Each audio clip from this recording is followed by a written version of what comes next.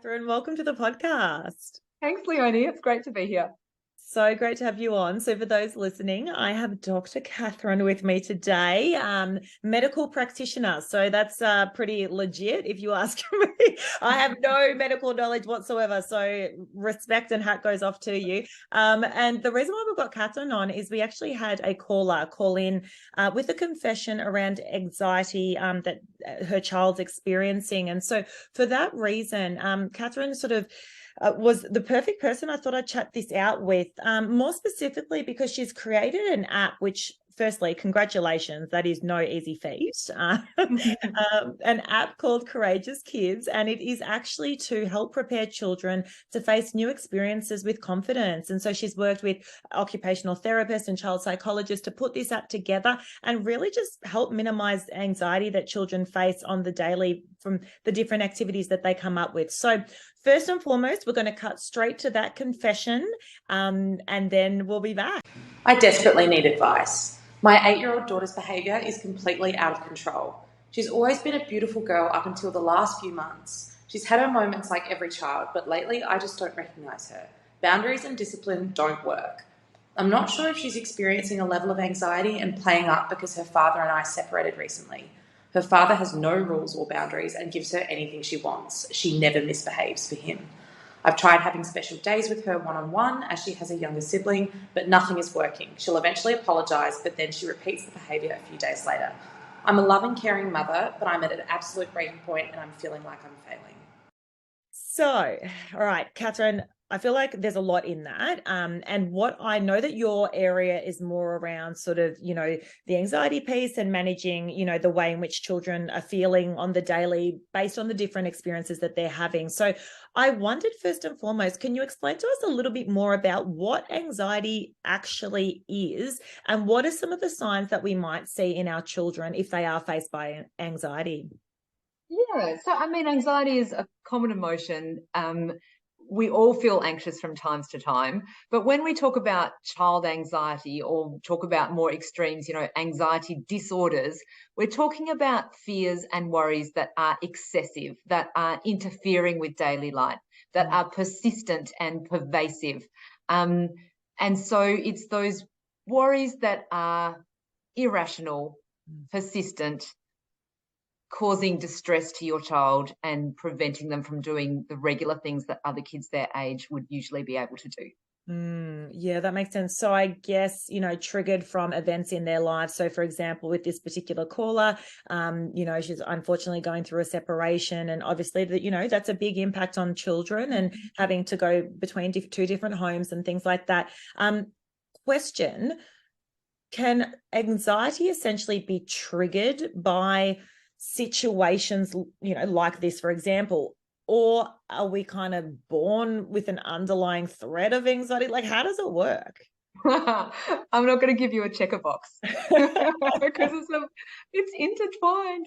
Yeah. I think, look, we're all born with a temperament, aren't we? And so some kids are going to be innately more resilient than others. And you might hear sometimes they talk about, is your child a dandelion or an orchid? Will your child just thrive anywhere? Pop them in pretty much any situation and they're good to go?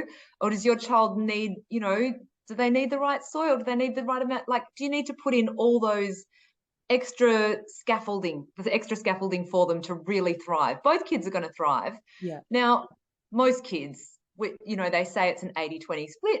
20% of kids just need additional scaffolding, a bit more help, because they're more sensitive and they just need that extra preparation and extra care, because otherwise they do get distressed and that might show in different ways.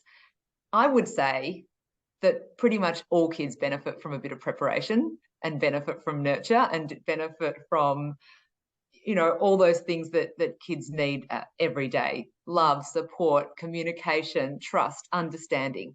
But some kids need more of it. So there is a little bit of temperament, how you're born.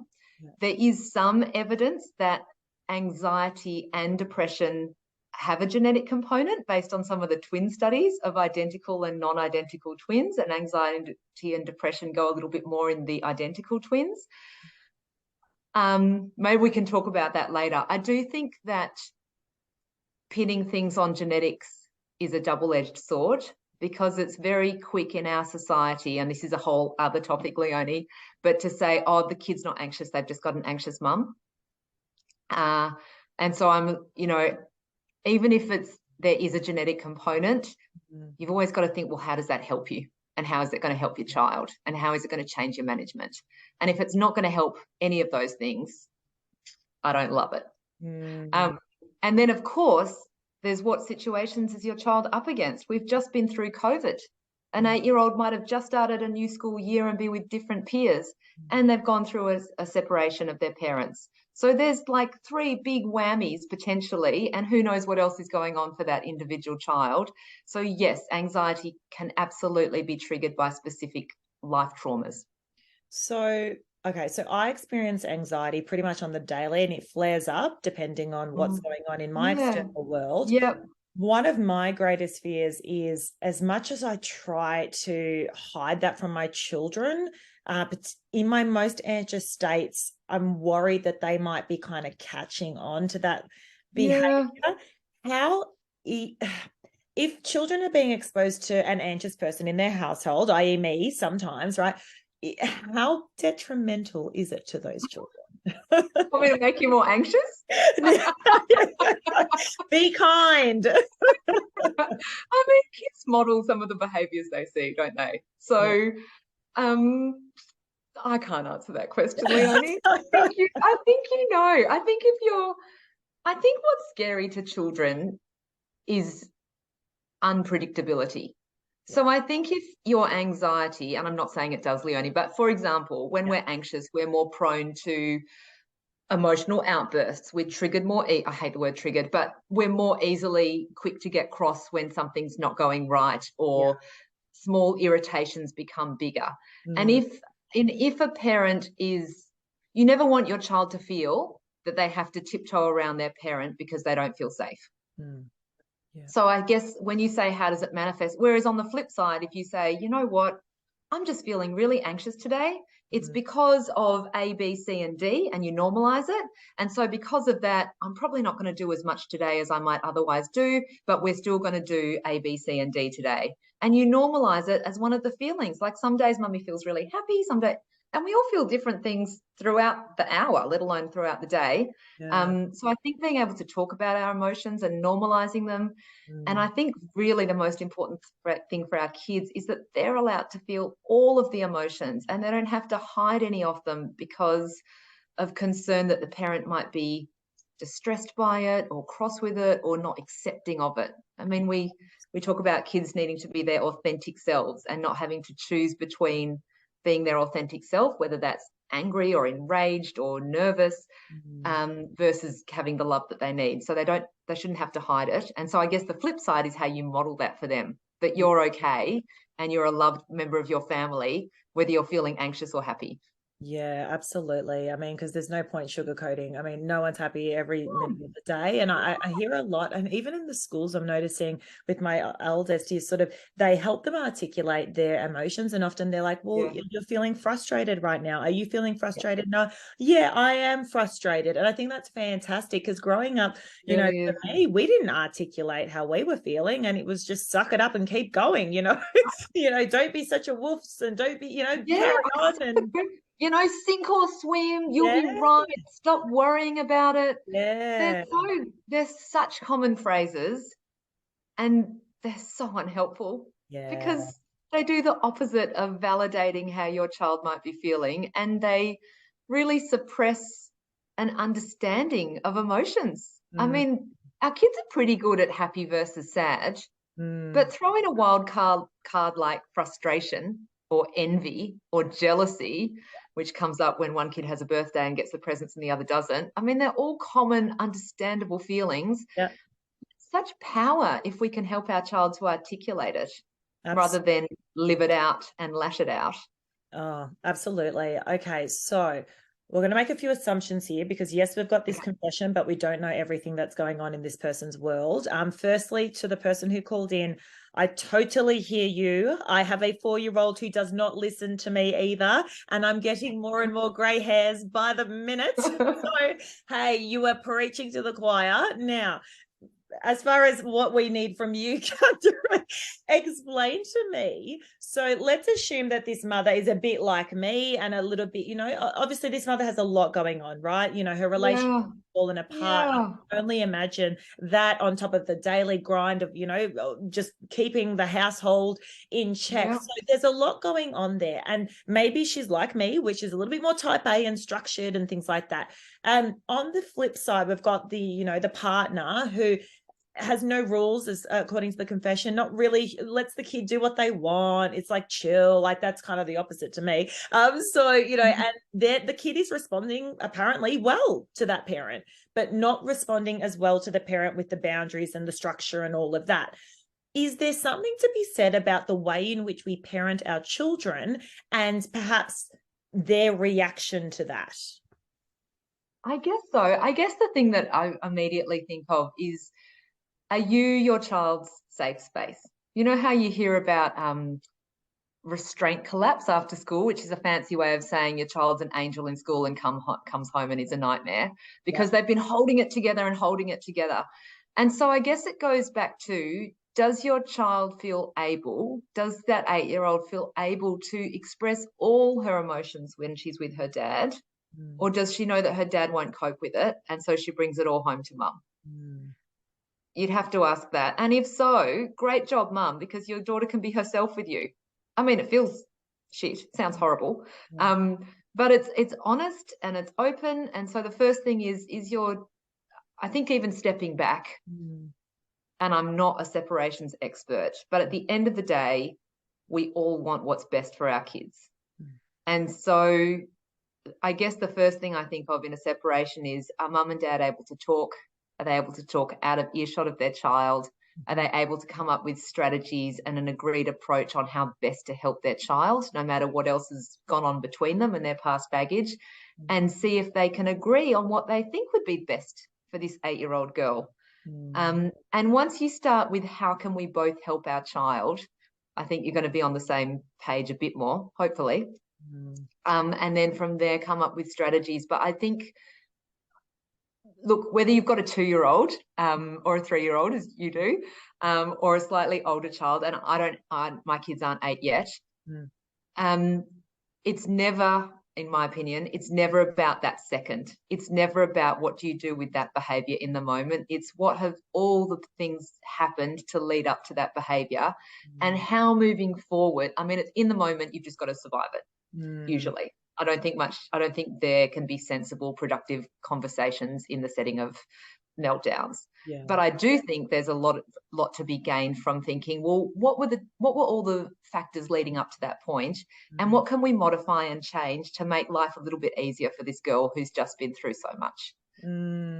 Okay, so let's explore that a bit further. So we're in a predicament like this caller. There's been a lot of change in this child's life.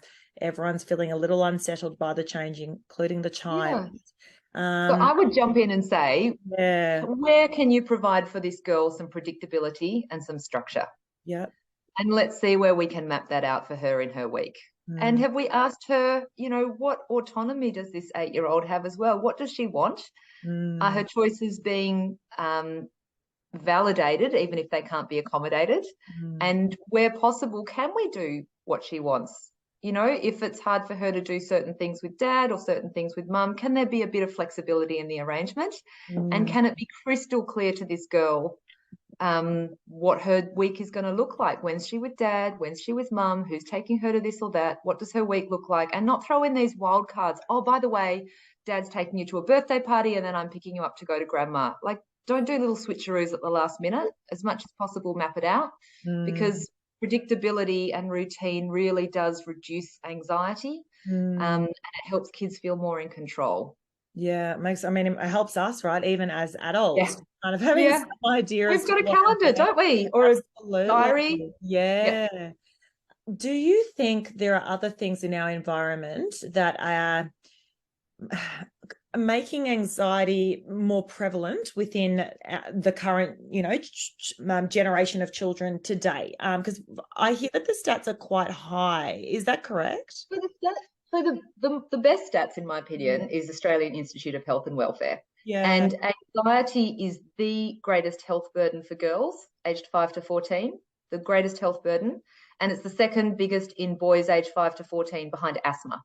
So we know, and that stat is from before COVID. That's a 2019 stat. So what we're hearing from educators, and this is not my research area, Leonie, I'm interested in like practical solutions for mums and dad, but what we're hearing from educators is that anxiety rates in kids starting preschool and school are really high. Kids have been home with their parents. They haven't had the socialization. They've had the worry and distress of parents who, you know, have had all sorts of challenges through COVID. More separations, we know, during COVID as well. I mean, I think it was a bit of a split during COVID, and you might have found the same thing. The kids who had a really strong attachment to their parents, who could stay home with mum and dad all day, it was heavy. COVID was the best. They got their parents' undivided attention pretty much, and they got to hang out at home and play, and it was awesome. And then there's another group of kids for whom the home environment was more fraught, was more wobbly, and for whom it was a much harder time, and especially the older kids, and maybe kids coming up to being 8 now, who were in those early friendship, that stage of early friendships with, you know, in grade 1, and they missed out on that.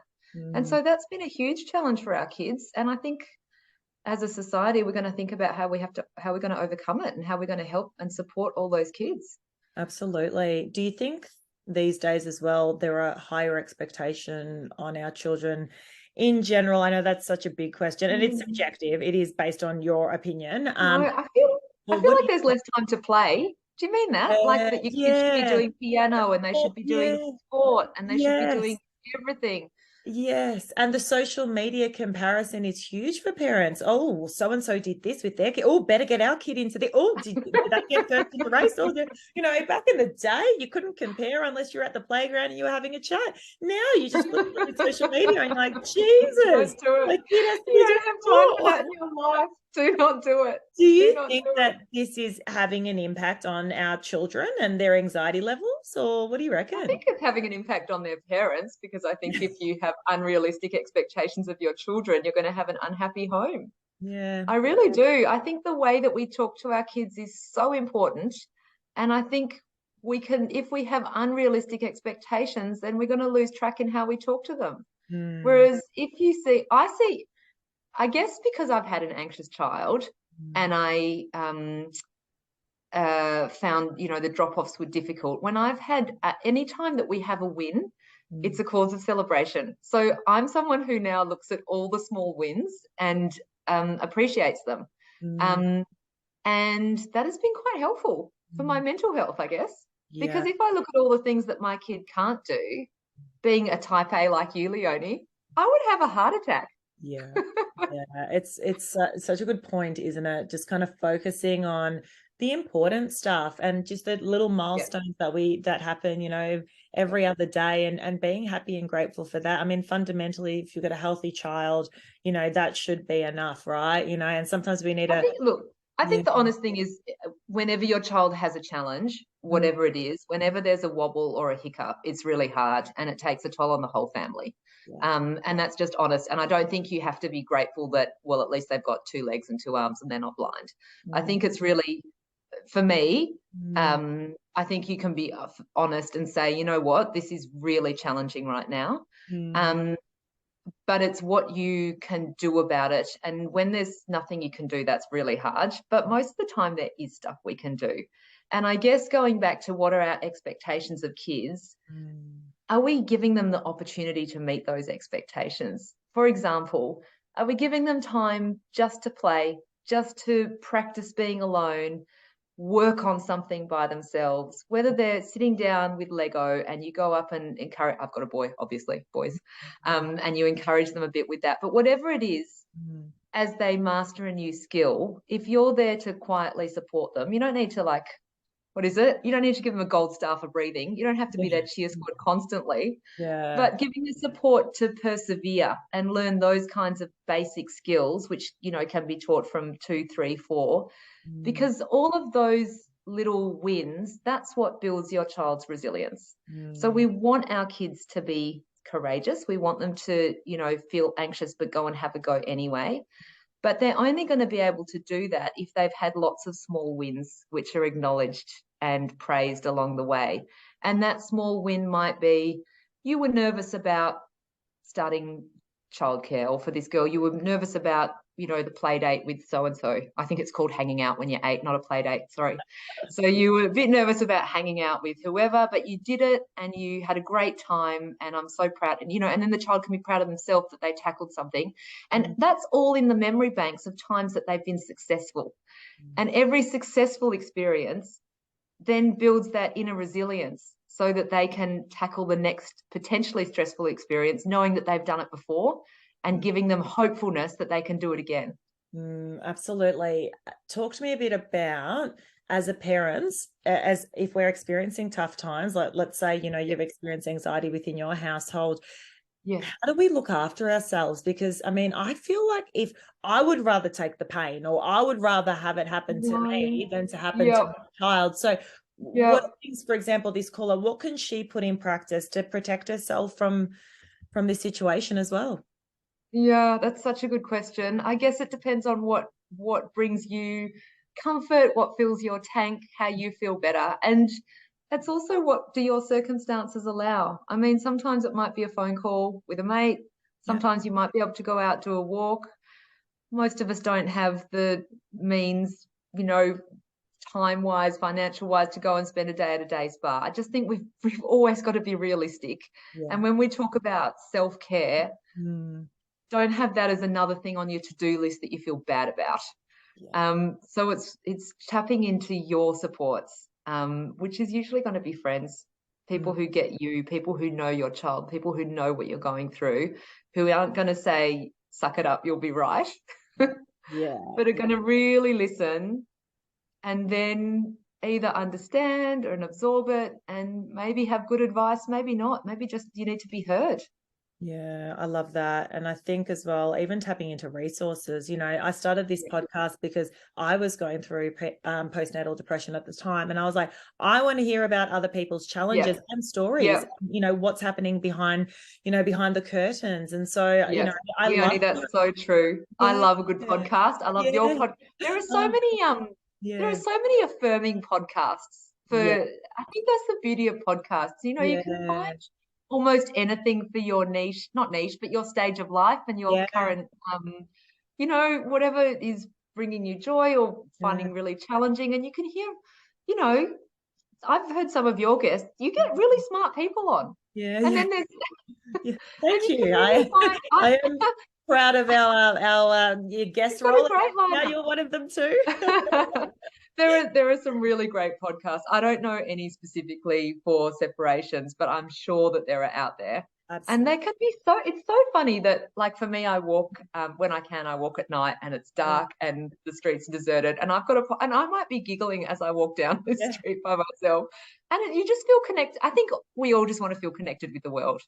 And a podcast is such an in for that, isn't it? Oh, 100%. No, I love it. So to this person who's called in, you know, hopefully we've given you what I love about what you just said, Kathryn, earlier on, was the fact that, yes, the child might be playing up a little bit more with you, but is that because they feel comfortable to give you all of their emotions and their authentic self? And I think that's amazing. And I really want to internalize that when I think about my little ones as well, and how they are with me versus other people in school. And like, I never thought about it that way. So hopefully for this caller, like, you know, thinking about it with that lens can be supportive. And we've spoken about some practices that might support her as well. Any final words, Kathryn, on this one? I think the other thing is, when you have a child who behaves one way with you and other ways with other people, it's quite easy to feel like you're doing something wrong or feel blamed by others. And particularly if it's been a bit of a messy, unpleasant separation, then there's always the risk the partner turns around and says something like, well, it must be something you're doing because she's an angel with me. And I guess you've just got to back yourself and say, no, I think it's because she feels safe. This is all the things she's gone through. How can we work together to make her life a bit better? And you know, and ask those tough questions. How do you cope when she expresses how she feels? Are you accepting all her emotions? is she really feeling, I mean, for that child or for any child, feeling a connection with both parents is going to be a core part of recovering from this stressful situation and a core part of their healing.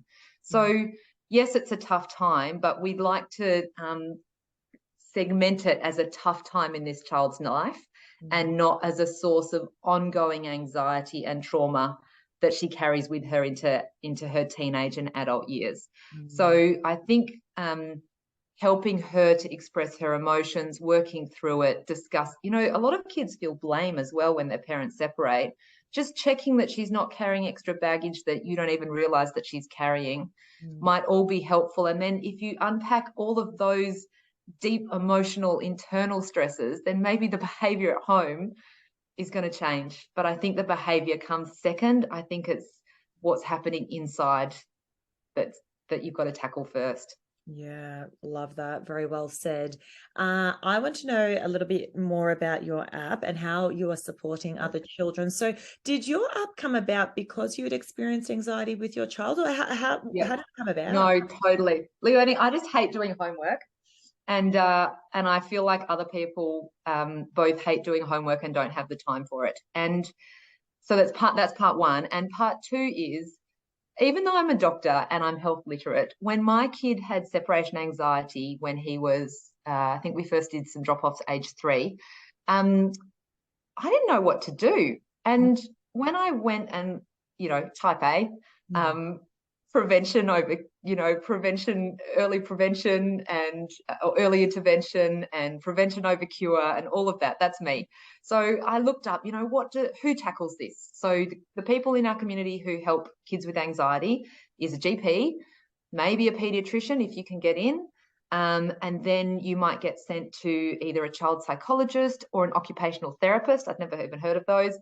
Speech pathologists, and they all tackle the same kinds of issues, and they all tackle it in the same kinds of ways, which is through explaining to kids what's going to happen.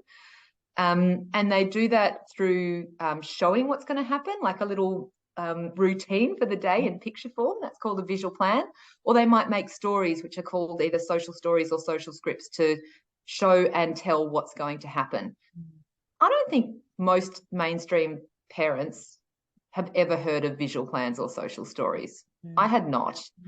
And so one of the shocks for me was that I thought I would take my child once a week to an appointment and I would learn some skills and they would do some stuff and then my problems would be over. But no, they give you homework and then you, the parent, has to make the social story and the visual plan, or you can hang out and spend your session for $200 having someone make one story for your kid. Like, it was a bit mind-blowing. And so I asked, so when you tell parents like me to go home and make a visual plan or a social story, how many of us do it? Like, I'm type A, I'll do my homework, but I've only got 2 kids. Some people have 4 or 5 kids. I work part-time. I'm very lucky. What if I were working full-time? Like, how do people do it? And so the therapists were like, oh, no, they don't do their homework, but you just encourage them. Which means that the children are missing out on what would help them, and the parents are feeling bad and guilty that they're not able to provide that support. And maybe the time, you know, it's so hard to get into these specialists, maybe their time could be better spent with the interaction and all the other clever things that they do. So I had this whole library of stories to prepare my kids for new events. I had 5 stories for starting preschool, 5 stories for starting school, you know, something about going to a birthday party where it's bustly and noisy and you might not get the cake you want. We went to the dentist for the first time because my kid fell over and his tooth was wobbly. Oh, dramas. Yeah. So there are all these great reasons to have a social story because kids are having, between the ages of 2 and 6, I mean, there's so many milestones, so many things that they do for the first time. And creating stories is a bit of an art and craft project if you're not, and if you're busy, that's just not great. So I would make stories, I'd write them out, I'd illustrate them, and then they'd have a shelf life of maybe five reads. But then all my friends wanted them for their kids, and it just took a long time to keep making these stories and visual plans in Microsoft Word. So I thought if I put it in an app, this is a very long-winded answer, I've just realised, sorry. Oh, no. If you put it in an app, then anyone can make these stories and tailor it completely to your child. So the app form just means that you can choose a character for your child, for yourself, for your partner, for the child's teachers, for the dentist, for the birthday person. You know, you can choose the characters. The words are there, but you can change them to completely tailor to your child. And then you can, so the illustrations will be personalized, the words will be personalized, and then you can take out an illustration and put in a photograph so that your child can see exactly what it will look like when they go to their school or their kinder or their dentist. Because preparation is power. And if we could do this for our kids all the time, we would. But first of all, most of us don't know about it. And second of all, we don't have time to do it from scratch. That is amazing. So how does it work? Is there sort of a free subscription and then the paid subscription, or how does it work? Oh my gosh, Leonie, I'm now completely out of my depth. So this was all a bit trial and error. Basically, I just want as many people to have access to it as possible. So it's free to download. You get 3 free stories. There are 20 stories in there and you can make your own. But there are 3 free, and there's a free visual plan that you can make, and there's a game. The other thing, just really quickly, is one of my shocks when we're talking about our expectations of our kids. Have you ever been in a shop or in a change room and someone snaps at their kid for doing the wrong thing? And you just think to yourself, did you ever tell your child what the right thing was? So I have this series of games called Silly or Sensible in different scenarios to explain to your child with a bit of humor before you enter whatever situation what you expect of them. So I've got Silly or Sensible at the cafe, because it's basically all the things that my kids used to like to do at the cafe. Is it silly or sensible to like pull apart the little table decorations? Is it silly or sensible to eat the sugar or eat the whatever's fallen on the floor? Is it silly or sensible to say thank you when you get a baby Chino? So middle class. Anyway, a bit embarrassing. But anyway, it means that when I'm in those situations with my kids, I can either redirect them if they go off topic, and I'll go, is that silly or sensible? And they'll go, oh. Or I can praise them for having done the right thing and say, that was awesome. I noticed how you did whatever. And I think with our kids, to build resilience, we just need to pump the positives, and we need to praise them when they're doing the right thing and not just pay them attention when they're doing the wrong thing, which is so easy to say and so hard to do when you're juggling a million things. But I guess the reason that I made the app is I just realized how many parents grew up with "you'll be right," and I wanted to give them the exact words in these stories so that they can start to understand how you can talk to your child to give airtime to any worries that they may face, and then to move beyond those worries and talk about how you're going to get through. Oh my gosh, I love that. I'm definitely checking it out. That's amazing. And kudos to you, honestly. For not only supporting your own children, but for putting yourself out there and supporting many, many others. So congratulations again on the app. It's absolutely fantastic. I will pop the details in the show notes for where people can go to find you. But where is the best place? I know there's you've got a few channels. Yeah, look, you can download Courageous Kids from Google Play or the app stores. It's free. I've got a website. I do my best on Instagram. It's very embarrassing, but I do try and give my tips there, and it's all just at Courageous Kids app. On the app stores, it's just called Courageous Kids. And I just think, parents do a lot for their kids, don't they? Like, you would never have started this podcast if it hadn't been for your parenting journey. I would never have made an app if I hadn't been through this with my kids. Yes. And I think it's just we just want to make things better for the next generation and the next people coming through. Absolutely. Thank you so much again for your time, Kathryn. Thanks, Leonie.